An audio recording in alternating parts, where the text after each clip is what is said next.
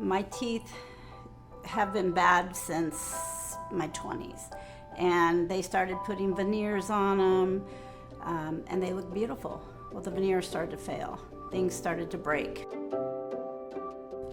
My dentist retired and had to go with the new people.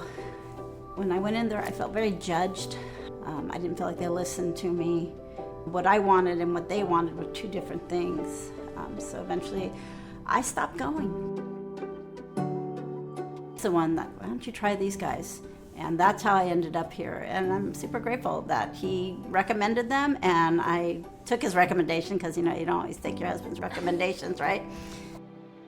When I was brought in and they looked at me and I ended up talking to Andy, it was like the first time I didn't feel judged. I felt like these people knew what I was going through. I was always super embarrassed to open my mouth or show people what was really there.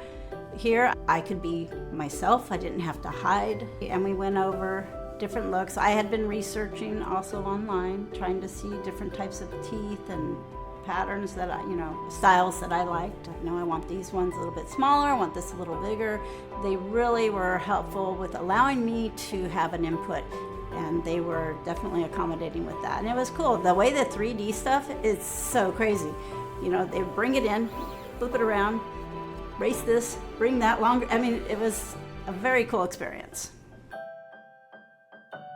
I smile all the time, I laugh all the time. I feel I got exactly what I wanted. Thanks so much. 1 to 10, was it worth it? 10.